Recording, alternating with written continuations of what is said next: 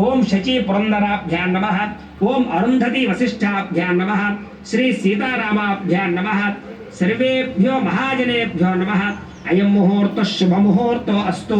ప్రాణానాయమ్య అక్షతలు ఎడమ పక్కకు వేసేసుకోండి. మీరు ప్రాణానాయమ్య ఉత్తిష్టంతో భూతపిశాచాః ఏతే భూమి భారకాః ఏతే శాప విరోధేన బ్రహ్మకర్మ సమారభే. ముక్కు పట్టుకోండిలాగా. ఓం అంగుళ్యాగ్రే నాసికాగ్రే సంపీడ్యం పాపనాశనం ప్రణాయామిత సంపురోక్యం ఋషిభి పరికల్పితం. వదిలేసేయండి. మమ అనుకోండి. మీరందరూ కూడా మమ అనుకోండి. యజమాన్యస్య ఉపాత్ దురుతక్షయద్వారా శ్రీ పరమేశ్వర ప్రీత్యర్థం శుభే శోభనే ముహూర్తే శ్రీ మహావిష్ణురాజ్ఞేయ ప్రవర్తమానస్య అద్య బ్రహ్మణః ద్వితీయ పరార్ధే శ్వేతవరాహ కల్పే వైవస్వతమన్వంతరే కలియుగే ప్రథమ పాదే జంబూద్వీపే భరతవర్షే భరతఖండే అస్మిన్ వర్తమాన వ్యావహారిక చాంద్రమాణేన శ్రీ శోభకృతనామ సంవత్సరే దక్షిణాయనే వర్ష ఋతౌ శ్రావణ మాసే శుక్లపక్షే. ఈరోజు ముఖ్యంగా తిథి ఏమిటో చూసుకోండి. ఆ తిథి చెప్పుకోండి. మీరు ఏ శుక్రవారం చేసుకుంటారో శ్రీ వరలక్ష్మి వ్రతం దగ్గర 4 శుక్రవారాలు చేసుకునే వాళ్ళు ఉంటారు. 5 శుక్రవారాలు కూడా ఒక్కొక్కసారి వస్తూ ఉంటే చేసుకునే వాళ్ళు ఉంటారు. కాబట్టి మీరు ఏ తిథి రోజు చేసుకుంటారన్నా ఏవం గుణ విశేషణ విశిష్టాయాం శుభ. మీ వారి పేరు చెప్పండి. శ్రీనివాసరెడ్డి నామధేయస్య ధర్మపత్రే సమేతస్య తపస్పాలగోత్రోద్భవతి శ్రితానామధేవత్యాః.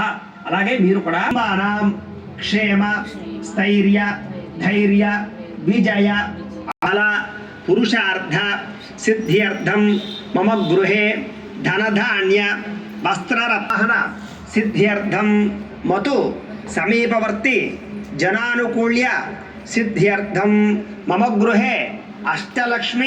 అస్మిన్ దివసే శ్రావణ మాస మహాప్రయుక్త మహాపర్వణి పుణ్యకాలే శ్రీ వరలక్ష్మి దేవత సంపూర్ణ అనుగ్రహ సిద్ధ్యర్థం వరలక్ష్మి వ్రత సమయే ఆదౌ నిర్విఘ్న పరిసమాప్యర్థం శ్రీ మహాగణాధిపతి పూజాం కరిష్యే.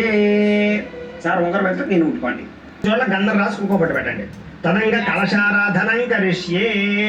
కలశస్య ఇలా చేయి మూత వేయండి. ఆ కలశేషు ధావతి పవిత్రే పరిశుచ్యతే ఉక్తైర్యజ్ఞేషు వర్ధతే.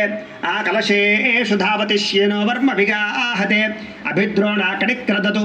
ఓం ఆపో వా యదకం సర్వం విశ్వాభూతాన్యాపః ప్రాణా వా ఆపః పశవ ఆపో నమాపో అమృతమాపః సమ్రాడాపో విరాడాపః స్వరాడాపశ్చందాగుష్యాపో జ్యోతిగుష్యాపో యజోగుష్యాపః సత్యమా. గంగే చ యమునే చైవ గోదావరి సరస్వతి నర్మదే సింధు కావేరీ జలేస్మిన్ సన్నిపతి పూజార్థం దురితక్షయకారకాః కలశోధకేన దేవం. ఆ నీళ్లు దేవుడి మీద చల్లండి.